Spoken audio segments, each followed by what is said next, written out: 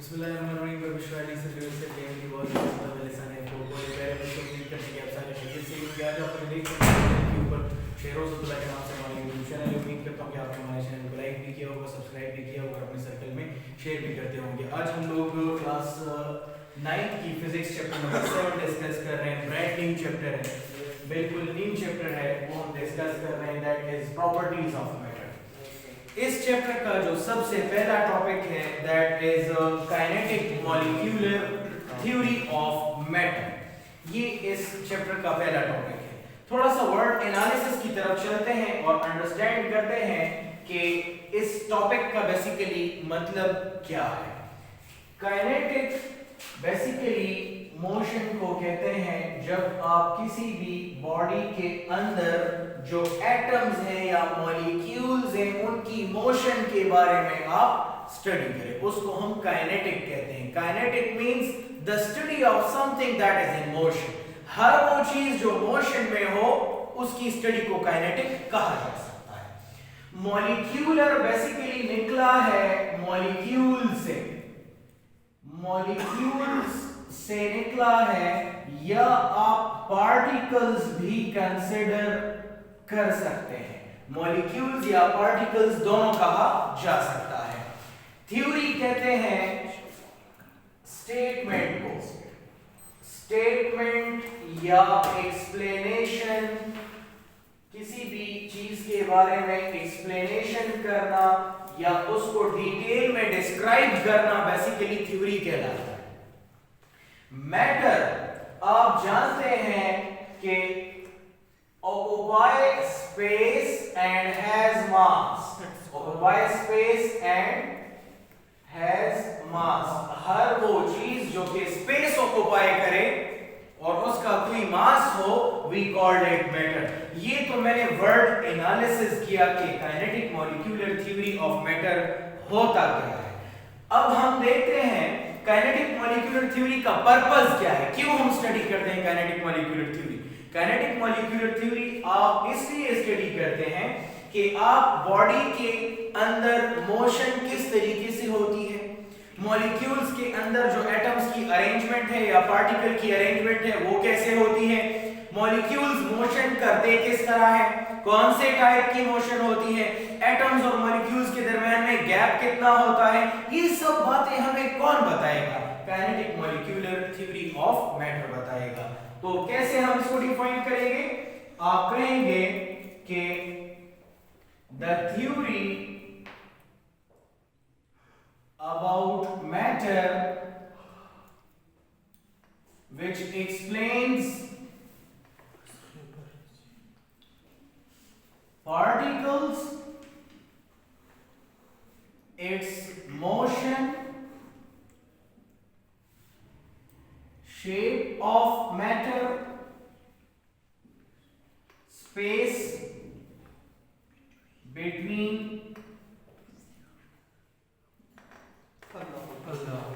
Pause करें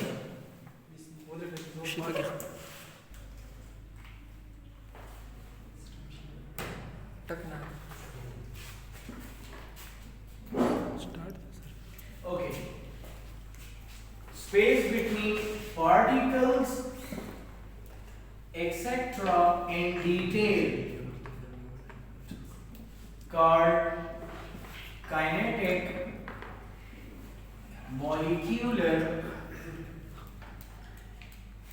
theory of matter। उसको हम लोग kinetic molecular theory of matter कहते हैं, ठीक है।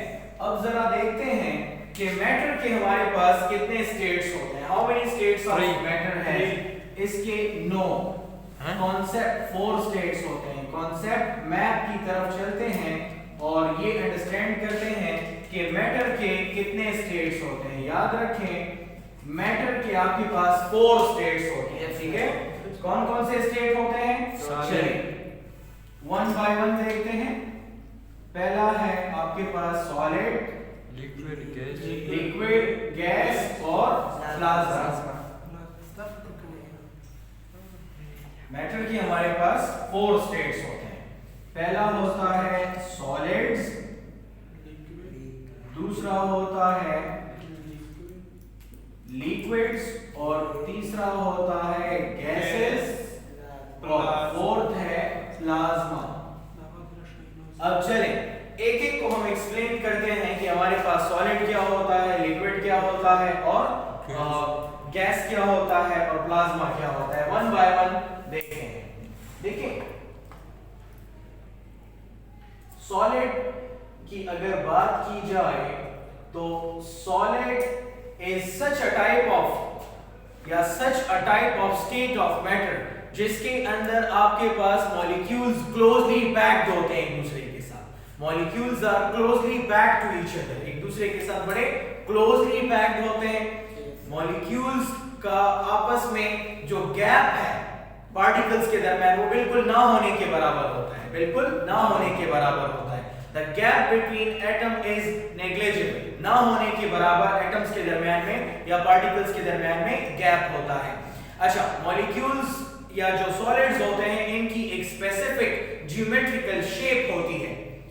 सॉलिड के मॉलिक्यूल अपने मीन पॉइंट पे वाइब्रेट कर रहे होते हैं। क्या कर रहे होते हैं? मीन पॉइंट पे वाइब्रेट कर रहे होते हैं। सो हमारे पास सॉलिड की कुछ प्रॉपर्टीज हैं और वो क्या है?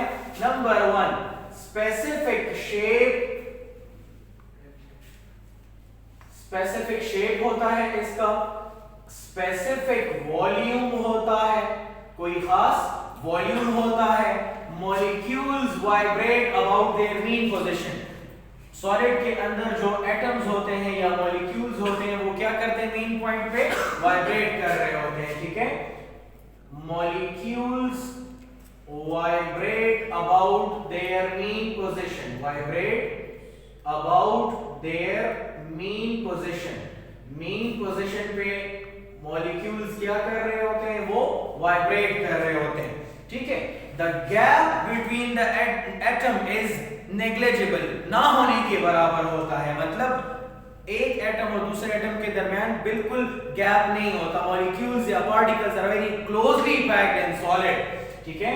तो आप कह रहे हैं कि particles are very closely packed, particles are very closely packed, एक दूसरे के साथ बड़ा strongly packed होते हैं और जिसकी वजह से मॉलिक्यूल्स की एक स्पेसिफिक 3 डायमेंशनल ज्योमेट्रिकल शेप होती है, ठीक है। Specific geometrical shape, specific geometrical shape. Molecules की हमारे पास एक खास किस्म की शेप होती है, सही है। Strong intermolecular forces between the particles, particles के दरमियान जो फोर्स ऑफ अट्रैक्शन है बहुत ज्यादा स्ट्रॉन्गर होता है, ठीक है। स्ट्रॉन्ग इंटरमॉलिक्यूलर अट्रैक्टिव फोर्सेस,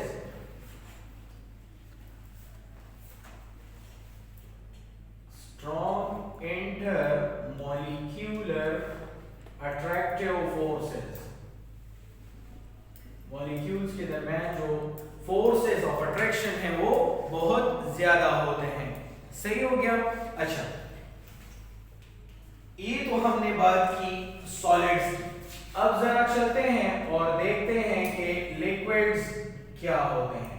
देखें, लिक्विड्स की कोई स्पेसिफिक शेप नहीं होती, लिक्विड्स की कोई स्पेसिफिक शेप नहीं होती। It adopt the shape of container, जिस कंटेनर में इसको पोर किया जाता है ये उसी की शेप को एडॉप्ट कर लेता है। नो स्पेसिफिक शेप, इसकी कोई खास शेप नहीं होती। नो स्पेसिफिक शेप, कोई खास शेप इसकी नहीं होती। नो स्पेसिफिक वॉल्यूम, कोई खास वॉल्यूम भी इसका नहीं होता। मॉलिक्यूल्स के दरमियान में जो गैप्स हैं या डिस्टेंसेस हैं वो सॉलिड से ज्यादा होते हैं लेकिन गैसेस से कम होते हैं। Molecules has intermediate space between them, molecules के दरमियान में जो गैप्स है वो intermediate होता है, ठीक है। intermediate gaps or spaces between atoms या particles, पार्टिकल्स के दरमियान में जो गैप है वो ना बहुत ज्यादा होता है और ना बहुत कम होता है। सॉलिड से ज्यादा होता है और गैसेस से कम होता है, ठीक है।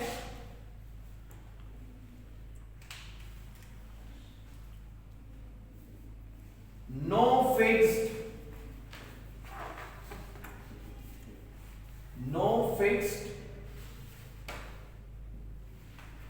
शेप, इसकी कोई खास फिक्स्ड शेप नहीं होती। Molecules can move about their mean position and that is why the shape of molecule is continuously changing.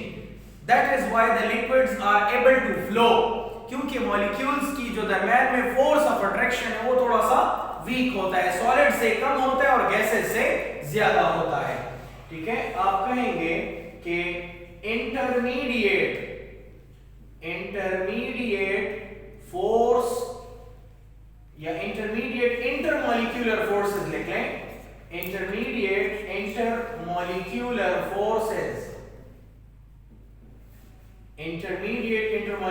Forces between atoms या पार्टिकल्स, ठीक है, ऑफ सॉलिड ऑफ लिक्विड्स के जो एटम्स होते हैं या मॉलिक्यूल्स होते हैं उनके दरमियान जो इंटरमॉलिक्यूलर फोर्सेस हैं वो इंटरमीडिएट होता है।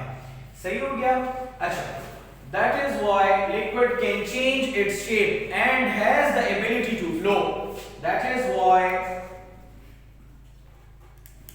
Liquids can change its shape and has the ability to flow। यही वजह है कि लिक्विड जो है वो फ्लो कर सकता है। सही है? अच्छा, ये तो हमने कुछ लिक्विड्स के बारे में पढ़ा, अब जरा गैसेस के बारे में देखते हैं कि गैसेस क्या होते हैं। जहां तक बात गैसेस की है, gases has no specific shape, इनकी कोई खास शेप नहीं होती, no specific shape, no specific volume, huge gap या डिस्टेंसेस बिटवीन द एटम्स के दरमियान या पार्टिकल्स के दरमियान बहुत ज्यादा गैप मौजूद होता है। ठीक है, huge distances between the gas के मॉलिक्यूल्स के दरमियान में।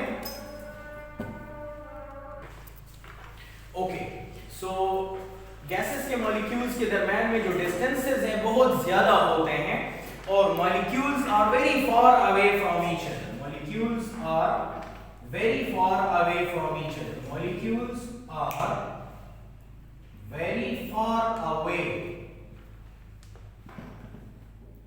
from each other.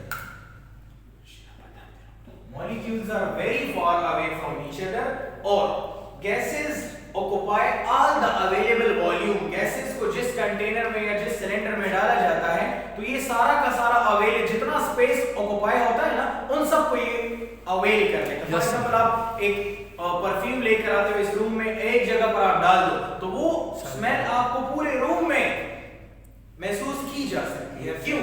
क्योंकि गैस मॉलिक्यूल्स जो होते हैं वो अवेलेबल जितने भी स्पेस हो सबको ऑक्युपाई कर लेते हैं। ठीक है, occupies gas molecules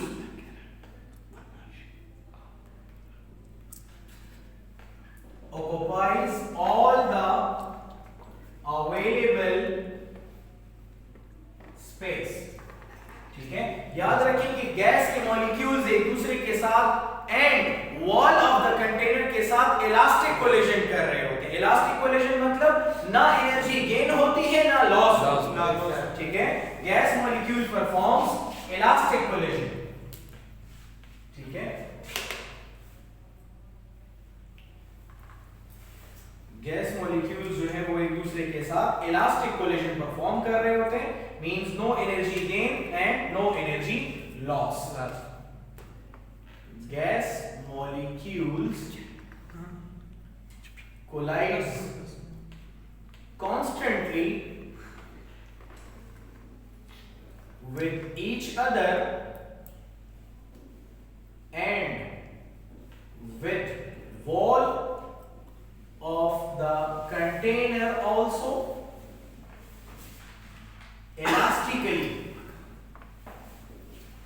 elastically means no energy gain no loss, no energy gain no energy loss, ठीक है। अच्छा, इसके बाद जो हमारे पास लास्ट स्टेट है जिसमें अक्सर बच्चों को प्रॉब्लम होता है, जो कि वो पहली बार आप लोग सुन रहे हैं, उसको प्लाज्मा कहते हैं। Yes sir. व्हाट मींस, याद रखें, plasma is the fourth state of matter, और प्लाज्मा को हम यूं डिफाइन करते हैं, the study of highly ionised state of matter. पहले आपको ये पता होना चाहिए कि आयोनाइजेशन कैसे कहते हैं। जब कोई एटम गैसियस स्टेट में हो, आप बाहर से एनर्जी दे रहे हैं, आप आउटर मोस्ट शेल से इलेक्ट्रॉन को इजेक्ट करवाना चाहते हैं, you want to eject the electron from outermost shell, इस प्रोसेस को आयोनाइजेशन कहते हैं। और जितनी एनर्जी रिक्वायर्ड होती है to eject the electron from the outermost shell of a gaseous atom, that energy is called ionization energy। याद रखें, इसका दूसरा नाम आयोनाइजेशन पोटेंशियल भी है। आप कहते हैं जब किसी एटम से इलेक्ट्रॉन इजेक्ट हो जाते हैं, निकल जाते हैं, रिलीज हो जाते हैं, जो चीज रह जाती है, that is called ionized state। और जब आप इस आयोनाइज्ड स्टेट की स्टडी करते हैं तो इसको प्लाज्मा कहते हैं। The study of highly ionized state of matter is called plasma। The study of highly ionized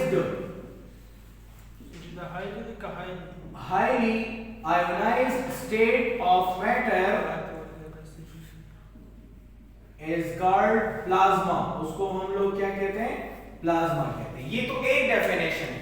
एक और डेफिनेशन भी आप कर सकते हैं, आप यूं भी कह सकते हैं कि the study of very high temperature state of matter, the study of very high temperature state of matter is also called plasma। The study of very high temperature